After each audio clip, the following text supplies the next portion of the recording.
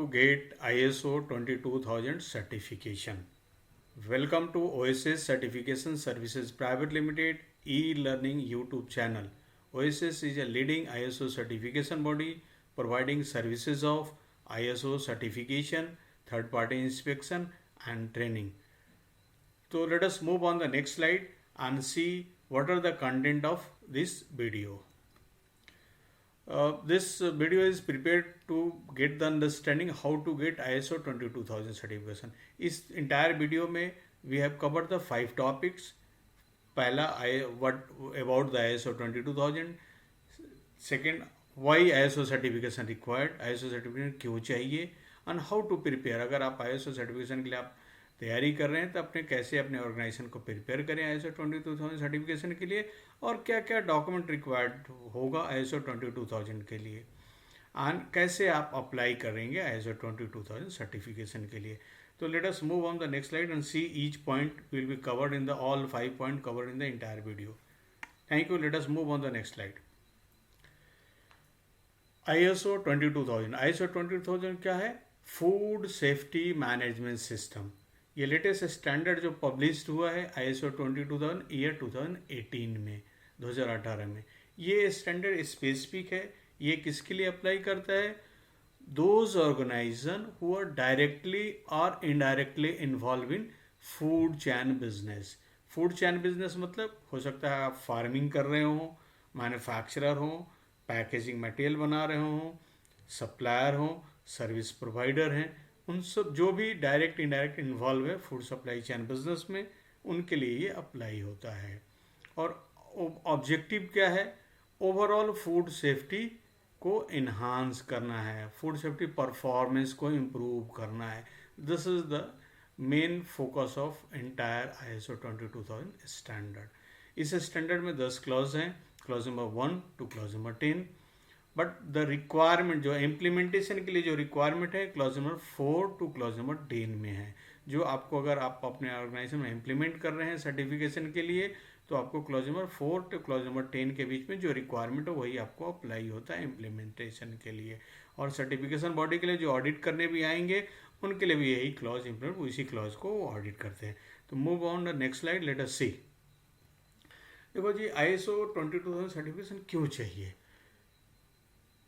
सबसे पहला तो है कि consistently provide the safe foods product and services to meet the customer requirement and applicable statutory and regulatory requirement. क्या होता है कि निरंतर एक ही क्वालिटी की स्टैंडर्ड की प्रोडक्ट एंड सर्विसेज डिलीवर करना है, फूड प्रोडक्ट जो कि कस्टमर के रिक्वायरमेंट को मीट करता हो, एंड साथ में जो applicable legal and regulatory requirement हो सकता है कि गवर्नमेंट की रेगुलेशंस कुछ होगी, लेबलिंग की, कंटामिनेशंस की, या जो भी उनकी प्रॉपर्टीज़ होगी उसकी जो भी रिक्वायरमेंट होगी, FSSAI हो सकता है, अपेटा हो सकता है, बहुत सारे ऑर्गेनाइजेशंस हैं जो रेगुलेटरी बॉडी और कस्टमर की जो स्पेसिफिक, तो उस हिसाब से आपको देखना है, उसकी निरंतर आपकी रिक्वायरमेंट को मीट करना है कंसिस्टेंटली, मैंने लगातार. देन इस क्यों चाहिए certification? Risk, addressing the risk. Food में जनरली क्या रिस्क हो सकता है? फूड में मोस्टली क्या होता है? रिस्क होता है कि भाई फूड जो भी प्रोडक्ट अनसेफ हो, कंटामिनेशन हो सकता है, पॉइजनस हो सकता है, तो उससे आपको बचाना है. तो ये रिस्क एसोसिएटेड जो भी पोटेंशियल एसोसिएटेड रिस्क है उसको आपको एड्रेस करना है. देन कंटिन्यू निरंतर अपने फूड सेफ्टी मैनेजमेंट सिस्टम को ऑर्गेनाइजेशन में इन्हांस करना है, इम्प्रूव करना है, मॉनिटरिंग से या मेजरिंग से या जो भी तरीका हो उससे अप्लाई करके निरंतर आपको इम्प्रूव करना है. और कस्टमर सेटिस्फैक्शन, क्योंकि देखो जी फूड बिजनेस एक ऐसा बिजनेस है कि उसको ह्यूमन या जो भी लिविंग थिंग है, एनिमल्स या जो भी हैं उसको कंज्यूम करते हैं, और वो इंस्टेंट अगर फूड अनसेफ होगा, पॉइजनस होगा, डेंजरस होगा, फूड की क्वालिटी ख़राब होगी, फूड अगर खाने लायक नहीं होगा, तो immediate that will impact on the life of the living things, human being, animals या जो भी होंगे. तो आपको इसको ध्यान रखना है कि कस्टमर सेटिस्फैक्शन इन्हांस करना है, तो दैट मीन्स फूड की सेफ्टी मेंटेन करेंगे और अच्छा फूड बनाएंगे तो कस्टमर सेटिस्फैक्शन इन्हांस। और अल्टीमेटली दूसरा बेनिफिट्स है यानी बिजनेस के लिए, आपको पता ही है कि कोई भी इंडस्ट्री ऑर्गेनाइजेशन अगर बिजनेस करती है तो ओवरऑल ऑब्जेक्टिव रहता है कि ऑर्गेनाइजेशन के नाम हो, क्रेडिबिलिटी हो, मार्केट में रेपुटेशन हो। तो ये क्रेडिबिलिटी बिल्ड करने के लिए ISO 22000 की सर्टिफिकेशन होती है। तो देखते हैं आगे स्लाइड में क्या फर्दर रिक्वायरमेंट, कैसे प्रिपेयर करना है ऑर्गेनाइजेशन को ISO 22000 सर्टिफिकेशन के लिए। तो सबसे पहले क्या होना है सर्टिफिकेशन के लिए कैसे प्रिपेयर करना है, तो पहले हमें सर्टिफिकेशन की ISO 22000 की रिक्वायरमेंट जानना होगा कि क्या क्या रिक्वायरमेंट है, हमें क्या क्या इम्प्लीमेंट करना है, क्या क्या हमें तैयारी करना है, क्या डॉक्यूमेंट डेवलप करना है। तो पहले रिक्वायरमेंट जानना होगा। रिक्वायरमेंट जानने के लिए आपको क्या होता है, बेस्ट वे है कि स्टैंडर्ड को आप लें, उसमें आप देखें क्या क्या रिक्वायरमेंट है। अगर आपको स्टैंडर्ड कहीं नहीं मिल पा रहा है, रिक्वायरमेंट नहीं समझ पा रहा है, तो इस वीडियो के डिस्क्रिप्शन में आप जाएंगे तो लिंक दिया हुआ, लिंक को आप ओपन करके देख सकते हैं। हमने 2 लिंक दिया हुआ है, दोनों लिंक आपको काफ़ी वैल्यूबल है, इन्फॉर्मेशन ISO 22000 के काफ़ी मिलेगी, that can help you to understand the requirement. फिर इसके बाद क्या करना है, रिक्वायरमेंट लेने के बाद क्या करना है कि उसको आपको समझना है, that means gap analysis. What are the current practices you are doing in the organisation for the food safety, और क्या स्टैंडर्ड की रिक्वायरमेंट है।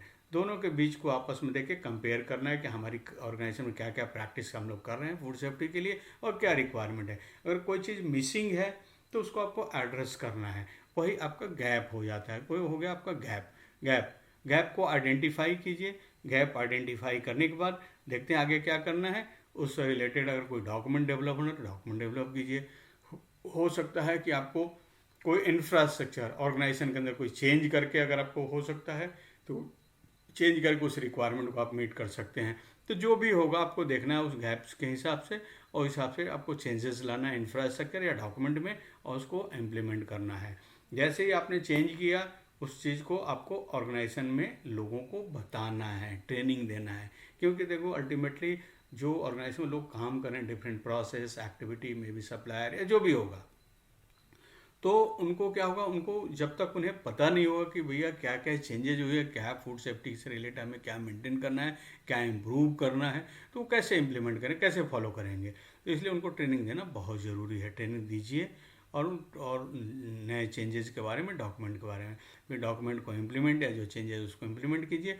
उसको मॉनिटर कीजिए कि जो हमने चेंजेस किया कि वो इफेक्टिव है, क्या उसे फूड सेफ्टी इंप्रूव हो रही है कि नहीं हो रही है। हो रही है तो उसको कंटिन्यू कीजिए, नहीं होता फिर दोबारा चेंज कीजिए।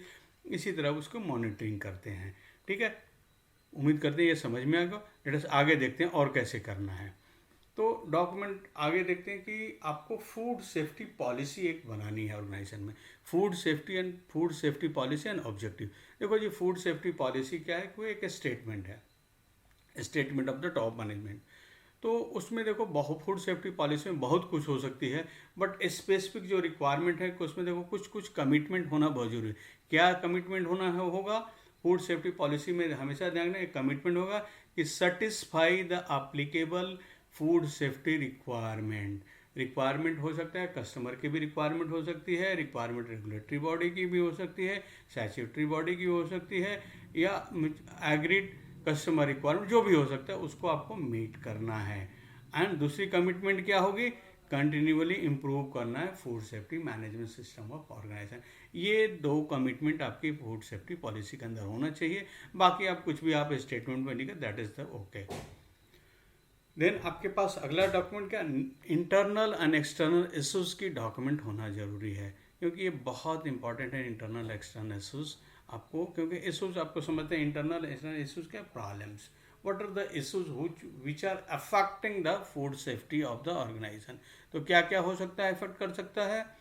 अगर एक्सटर्नल इश्यूज की बात करें तो लीगल हो सकता है, टेक्नोलॉजिकल हो सकता है, कॉम्पिटिटिव हो सकता है, मार्केट हो सकता है, कल्चरल, सोशल, इकोनॉमिक इन्वायरमेंट हो सकता है, साइबर सिक्योरिटी हो सकता है, फूड फ्रॉड हो सकता है, फूड डिफेंस हो सकता है, इंटेंशनल कंटामिनेशंस भी हो सकता है, knowledge, performance of the organisation. तो ये सारी चीज़ें इंटरनल एक्सटर्नल इशूज होगी। आपको कैसे समझना है, जो इशूज आपकी ऑर्गेनाइजेशन की है that is the internal issue, जो ऑर्गेनाइजेशन के बाहर की इशू है वो जो आपके कंट्रोल में नहीं वो एक्सटर्नल। सपोज कि नॉलेज, अब नॉलेज क्या है, ये इंटरनल इशूज होगा। परफॉर्मेंस ऑफ द ऑर्गेनाइजेशन क्या होगा, ये इंटरनल इशूज होगा, क्योंकि ये आप आपको पता है कि लोगों को जानकारी नहीं है फूड सेफ्टी, उसका आप ट्रेनिंग दे सकते हैं। अगर परफॉर्मेंस फूड सेफ्टी में कोई प्रॉब्लम है तो आपको उसको इन्हांस कर सकते हैं। तो ये इंटरनल इशूज़ को एड्रेस कर सकते हैं। एक्सटर्नल जैसे कोई लीगल रिक्वायरमेंट होगी, कोई टेक्नोलॉजिकल चेंज करना होगा, जैसे इंटेंशनल फूड कंटामिनेशंस। अब देखते इंटरनल इंटेंशनल फूड कंटामिनेशन, वो क्या होता है कि देखो जी, कभी आप कंटामिनेट कोई इंटेंशनली आपका फूड को ख़राब कर रहा है, आपके प्रोडक्ट को ख़राब कर रहा है, तो कुड भी ये एक्सटर्नल इशू हो सकता है। इंटरनल भी, कंपटीटर भी कभी ऐसा करता है, तो दैट आपको इंश्योर करना कि how you will make sure कि इंटेंशनल कंटामिनेशन, तो ये सारी चीज़ें इशूज हैं, उसको आपको एड्रेस करना है। देन आपको फूड सेफ्टी हजार्ड एनालिसिस का रिकॉर्ड होना चाहिए। फूड सेफ्टी हजार्ड एनालिसिस क्या होगा कि आपको when you are planning the food safety, तो आपको देखना होगा, क्योंकि देखो ये हजार्ड बेसिकली 3 तरह के होते हैं फूड में: physical hazards, chemical hazards and biological hazards. आपको देखना है कि ये इसकी एनालिसिस करनी है कि हमारी फूड सेफ्टी में, हमारी फूड के डिफरेंट प्रोसेसेस एक्टिविटीज़ में ये कैसे कंटामिनेट, फिजिकल हजार्ड्स कैसे कंटामिनेट हो रहा है या कहाँ हो रहा है, कैसे, तो उसकी एनालिसिस करना है और उसके हिसाब से एनालिसिस करके कंट्रोल मेजर आपको लेना है। उसी तरह से जैसे ही आपने एनालिसिस कर लिया, इसके बाद आपको प्रोसीजर, एसओबी और वर्क इंस्ट्रक्शन बनाना है डिफरेंट प्रोसेस एंड एक्टिविटी का related to the food safety to prevent the contaminations. उम्मीद है कि समझ में आ गई होगी। And then need and expectation of interested parties. आपको need and expectation of interested party भी आपको एड्रेस करना है कि फूड सेफ्टी से रिलेटेड आपकी कस्टमर की रिक्वायरमेंट क्या हो सकती है, रेगुलेटरी बॉडी की क्या रिक्वायरमेंट होती है, उसको आपको एड्रेस करना है। चलो नेक्स्ट स्लाइड देखते हैं। रोल, रिस्पॉन्सिबिलिटी एंड अथॉरिटी, ये भी डॉक्यूमेंट रिक्वायरमेंट। आपको आपके ऑर्गेनाइजेशन में जितने भी लोग डिफरेंट प्रोसेस एक्टिविटीज़ में इन्वॉल्व हैं, उनकी आपको रोल रिस्पॉन्सिबिलिटी आपको डिफाइन करने related to the food safety. Then risk analysis, एक ओवरऑल ऑर्गेनाइजेशन की फूड रिस्क एनालिसिस करना है, जिसमें रिस्क एनालिसिस में हमें क्या क्या कंसीडर करना है: internal and external issues, need and expectation of interested parties, significant food safety hazards, legal and other requirements को, ये सारी चीज़ों को लेकर आपको रिस्क एनालिसिस करना है। लीगल रजिस्टर, आपको एक लीगल रजिस्टर जरूर बनाना चाहिए। जो भी लीगल एंड अदर रिक्वायरमेंट और इसे कंप्लायंस, अगर फूड सेफ्टी से कोई लीगल रिक्वायरमेंट है उसको आपको लीगल रजिस्टर बनाना चाहिए। Emergency situation preparedness and mock drill, food safety में क्या क्या पोटेंशियल इमरजेंसी सिचुएशंस हो सकता है, आपको आइडेंटिफाई करना है। आइडेंटिफाई करने के बाद उसकी आपको प्रिपेयर्डनेस रखना है। उसकी मॉक ड्रिल, उसकी टेस्टिंग करके आपको देखना है कि जो आपने प्रिपेयर्डनेस तैयार किया हुआ है that is meeting the requirement of emergency situations. फिर कैलिब्रेशन, रिकॉर्ड ऑफ कैलिब्रेशन भी आपको रखना होगा कि इसका जो भी इक्विपमेंट आप मॉनिटरिंग एंड मेजरमेंट के लिए यूज़ करते हैं प्रोसेस के अंदर फूड सेफ्टी के लिए, उसकी आपको कैलिब्रेशन रिकॉर्ड आपको रखना होगा। देखो जी, अब specific to the food safety क्या होता है कि स्पेसिफिक जो है एक पीआरपी मॉनिटरिंग रिकॉर्ड्स। पीआरपी क्या होता है? Prerequisite programme. कोई भी एक्टिविटी फूड सेफ्टी से रिलेटेड ऑर्गेनाइजेशन में स्टार्ट कर रहे हैं उससे पहले आपको ये प्रिपेयर्ड रहना होगा, क्योंकि ये जो एरियाज हैं जहाँ पे कंटामिनेशंस की चांसेस होगी, क्योंकि फूड कब खराब होता है? जब उसमें हजार्ड्स कंटामिनेट हो सकता है, physical, chemical and biological hazards. तो क्या क्या देखना है, मैंने कुछ एग्जांपल लिया हुआ है, but this is not limited, इसके अलावा भी पीआरपी में हो सकता है। मैं आपको एग्जांपल बताता हूँ। जैसे कंस्ट्रक्शन, बिल्डिंग की कंस्ट्रक्शन देख लो कहाँ पे है, बिल्डिंग की लेआउट देखो, एसोसिएटेड यूटिलिटीज़ देखो, हो सकता है कि वहाँ से कुछ कंटामिनेशन की पॉसिबिलिटी हो, उसकी मॉनिटरिंग करो। Layout of the premises, organisation की लेआउट देखो, ऑर्गेनाइजेशन की कहाँ लोकेशन है, कैसे है, क्या वो कंटामिनेशन की चांसेस हैं। एम्प्लॉय फैसिलिटीज़ आपको चेक करना है, एम्प्लॉय जो टॉयलेट बाथरूम अगर यूज़ करते हैं या लंच एरिया को यूज़ करते हैं, उनकी देखनी है कि वहाँ से कुछ फिजिकल, केमिकल, बायोलॉजिकल कंटामिनेशन हो सकता है कि नहीं, तो उसको आपको मॉनिटरिंग करना है।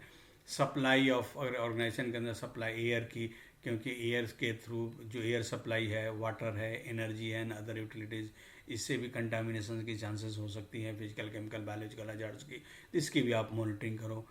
Pest control, because pest control जो इंसेक्ट्स हैं या जो रैट्स वगैरह जो हैं उनसे कंटामिनेशन की चांसेस हो सकती है, तो उनकी कैसे आप मॉनिटरिंग करते हो। वेस्टेजेस एंड सीवेज डिस्पोजल, जो आपके यहाँ सीवेज डिस्पोजल सिस्टम्स क्या है एंड सपोर्ट सर्विसेज क्या है, उसकी मॉनिटरिंग करो। मॉनिटरिंग करने का टोटल इंटेंशन ये है कि भैया उसको प्रिवेंट करना है कंटामिनेशन से। किसकी कंटामिनेशन से? Physical, chemical and biological hazards की कंटामिनेशन से, क्योंकि वो फिजिकल, केमिकल, बायोलॉजिकल हजार्ड जो है दैट इज़ फूड की क्वालिटी को ख़राब कर सकता है। फिर आपको supplier approval and assurance process, जब आप सप्लायर अप्रूवल करते हैं तो उस समय भी देखना है कि how they are handling the raw material, कैसे आपके पास लेकर आते हैं raw material, ingredients, chemicals and packaging material, उनकी कैसे इंश्योर करना है कि उनके अंदर फिजिकल, केमिकल, बायोलॉजिकल जो भी कंटामिनेशन हो नहीं हो, they are free from this food safety hazards. क्योंकि जब रॉ मटेरियल में अगर हजार्ड्स रहेगा तो आपको आगे प्रोडक्ट बनाएंगे तो देर इज ए श्योर कि there is a potential chances to contamination of the hazards, क्योंकि हजार्ड से जब प्रिवेंट करेंगे तभी फूड सेफ्टी इंप्रूव हो सकता है। देन रॉ मटेरियल को आप कैसे रिसीव कर रहे हैं, कहाँ स्टोर कर रहे हैं, कैसे डिस्पैच कर रहे हैं, ट्रांसपोर्टेशन कैसे कर रहे हैं, handling of the product within the organisation या ट्रांसपोर्टेशन में कैसे हैंडलिंग कर रहे हैं, क्योंकि these are the area which are potential to contaminate the food safety hazards, physical, chemical and biological hazard के कंटामिनेशन हो सकता है। देन ऑर्गेनाइजेशन के क्लीनिंग एंड डिसइंफेक्टिंग प्रोसेस क्या है कि वो कैसे आपको प्रिवेंट करता है। देन लास्ट पर्सनल हाइजीन, जो भी आपके स्टाफ काम कर रहे हैं ऑर्गेनाइजेशन डिफरेंट प्रोसेस एक्टिविटी में काम कर रहे हैं लोग, उनकी पर्सनल हाइजीन जरूर, उनकी हेल्थ कंडीशंस, उनकी मेडिकल कंडीशंस, उनकी और तरह की और जो ड्रेसिंग कोड है या जो ड्रेस है कैसे क्या मेंटेन कर रहे हैं, क्योंकि this are also area where there is potential to contaminate the food safety hazards. तो उम्मीद करते हैं कि पीआरपी आपको समझ में आ गई हो, बट ध्यान रखिएगा दिस इज़ नॉट लिमिटेड, ये एक एग्जाम्पल है, इसके अलावा भी कई सारी चीज़ें ऑर्गेनाइजेशन में हो सकती है जिसको आपको मॉनिटर करना है रेगुलर एंड कंटिन्यूस बेसिस पर if you are looking for the food safety, overall food safety of the organization, within the organization you want to deliver the safe food in the to the customer। उम्मीद करता हूँ कि PRP आपको clear हो गई होगी, आप इसको मॉनिटर रेगुलर करेंगे if you are implementing the food safety in the organisation. Then document requirement में आगे देखते हैं, ये देखो जी फ्लो डायग्राम, आपका process flow diagram with the description of the process आपको बनाना है, ये एक रिक्वायरमेंट है। देन हजार्ड एनालिसिस, जो आपने फूड सेफ्टी हजार्ड एनालिसिस का रिकॉर्ड आपके पास होना चाहिए। HACCP प्लान आपके पास, OPRP प्लान होना चाहिए। मॉनिटरिंग एंड मेजरिंग रिकॉर्ड होना चाहिए, जो आप प्रोडक्ट इन हाउस मैन्युफैक्चर करें, रॉ मटेरियल से लेकर फिनिश प्रोडक्ट तक जो भी करें उसको जिस जिस स्टेज पे आपकी मॉनिटरिंग हो रही है, मेजरमेंट हो रही है, उसका आपको रिकॉर्ड रखना है। फिर वेरिफिकेशन, जो आपने पीआरपी अभी लास्ट स्लाइड में हमने देखा कि पीआरपी में मॉनिटरिंग करना था, पीआरपी को हमेशा वैलिडेट करना है, उसको वेरिफिकेशन करना है कि क्या वो इफ़ेक्टिव है कि नहीं। इसी तरह HACCP प्लान को भी वैलिडेट करना है, वेरीफाई करना है कि जो हमने HACCP प्लान बनाया वो इफ़ेक्टिव है कि नहीं, प्रिवेंट करने के लिए या इन्हांस करने के लिए food safety of the organisation या food safety of the product. तो ये आपको देखना है, इसको वैलिडेट जरूर करना है टाइम टू टाइम। ऐसा नहीं कि एक बार चेकलिस्ट बना लिया इसके बाद भी कंटामिनेट कस्टमर कंप्लेन आ रहा है फिर भी हम इधर उधर भाग रहे हैं। आपको पहले इन दो तीन एरिया को फोकस करना है, क्योंकि यही एरिया है जहाँ से कंटामिनेशन की चांसेस होती है। देन आपको नॉन कन्फर्मिंग प्रोडक्ट, जो भी आपके ऑर्गेनाइजेशन के अंदर कोई प्रोडक्ट अगर रिजेक्ट हो जाता है, कोई सस्पेक्टेड हो रहा है या कुछ भी हो, तो उसको आपको देखना है कि उसको कैसे कंट्रोल करना है कि जो ख़राब प्रोडक्ट हो या सस्पेक्टेड प्रोडक्ट हो सही प्रोडक्ट के साथ मिक्स ना हो। मिक्स हो जाएगा तो फूड सेफ्टी को इफेक्ट आएगी, आपकी प्रोडक्ट ओवरऑल प्रोडक्ट ख़राब हो जाएगी। एंड देन कैसे आप ऑर्गेनाइजेशन में जो अनसेफ प्रोडक्ट है, रिजेक्टेड होगा या अनसेफ होगा, किसी तरह ख़राब हो गया होगा, वो कैसे मिक्स ना हो जाए सही प्रोडक्ट के साथ, उसको आप कैसे हैंडलिंग करते हैं। तो इसका एक प्रोसीजर भी बना सकते हैं। अगर कुछ ऐसा आता है इसके रिकॉर्ड भी आप अपने पास रख सकते हैं। ये एक इम्पॉर्टेंट एरिया है फूड सेफ्टी के लिए। चलो नेक्स्ट स्लाइड में देखते हैं आगे। देन विड्रॉल और रिकॉल, आपके पास विड्रॉल एंड रिकॉल की प्रोसीजर होना चाहिए कि कभी कोई प्रोडक्ट आपको पता चलता है कि प्रोडक्ट ख़राब हो गया, मार्केट में ख़राब हो गया, या उसको कैसे रिकॉल करना है, कैसे विड्रॉल करना है, आपका एक सिस्टम आपके पास होना चाहिए। और इसकी अगर कभी ऐसी घटना घटी है तो उसके रिकॉर्ड भी होना चाहिए। ये बहुत इंपॉर्टेंट एरिया है। Then disposition of non conforming product, कोई प्रोडक्ट आपके ऑर्गेनाइजेशन के अंदर ख़राब हो रही है या कुछ हो रहा है तो उसको आप कैसे आपको डिस्पोजल करते हैं, उसका रिकॉर्ड और उसका प्रोसीजर, उसका सिस्टम, उसका रिस्पॉन्सिबिलिटी आपको डिफाइन करना होगा। देन ट्रेनिंग रिकॉर्ड, जैसे पीछे हमने बताया कि कई चीज़ों पे लोगों को ट्रेनिंग देना है, तो फूड सेफ्टी से रिलेटेड सारे लोगों को ट्रेनिंग दीजिए और उनका रिकॉर्ड भी आप मेंटेन कीजिए, क्योंकि अल्टीमेटली इंटायर टीम के, पूरी ऑर्गेनाइजेशन के जब सारे लोग फूड सेफ्टी के ऊपर काम करेंगे और तभी जाके हो सकता है food safety overall safe product हम बना सकते हैं। Otherwise if it is limited to the some people तो it can not produce the safe product. तो फूड सेफ्टी के लिए ट्रेनिंग देना जरूरी है और उसका रिकॉर्ड भी मेंटेन करना है। फिर इंटरनल ऑडिट हो गया, फिर मैनेजमेंट रिव्यू मीटिंग करना है और फिर करेक्टिव प्रिवेंटिव एक्शन रिकॉर्ड। तो उम्मीद करता हूँ कि डॉक्यूमेंट्स रिक्वायरमेंट जो है आपको सारी चीज़ें समझ में आ गई होगी। How to apply for ISO 22000, food safety management system के अप्लाई करने के लिए क्या करना है। अप्लाई करने के लिए सिंपल है, osscertification.com पे लॉगिन कीजिए और वहाँ पे आपके अप्लाई कर सकते हैं डायरेक्टली ऑनलाइन, अदरवाइज आप मेल लिख सकते हैं। Thank you very much for watching this video. उम्मीद करता हूँ कि आपको फूड सेफ्टी मैनेजमेंट सिस्टम की रिक्वायरमेंट आपको समझ में आ गई होगी। ISO 22000 सर्टिफिकेशन के लिए what are the document required आपको समझ में आ गई होगी और कैसे अप्लाई करना है। इन केस आपको अगर लगता है कि अभी बहुत ज़्यादा और कुछ क्लैरिफिकेशन चाहिए तो आप कमेंट बॉक्स में हमें लिख सकते हैं। आई विल मेक श्योर कि I try to clarify you the information. और मैं आपको एक बार और रिपीट करता हूँ, इस वीडियो के डिस्क्रिप्शन में आप जाएंगे तो आपको 2 लिंक दिया हुआ है, एक ब्लॉग का लिंक दिया हुआ है, एक ISO 22000 के लिंक दिया हुआ है, जिसमें आप जाकर देखेंगे तो बहुत डिटेल्ड इन्फॉर्मेशन मिलेगा और वो काफ़ी आपके लिए हेल्पफुल हो सकता है। तो अगर आपको ये वीडियो अच्छा लगा आप इसको लाइक करें, शेयर करें, जिनको ज़रूरत है उनको बताएं और दोबारा वॉच करें। Thank you very much. Be with us for watching the next video. Thank you.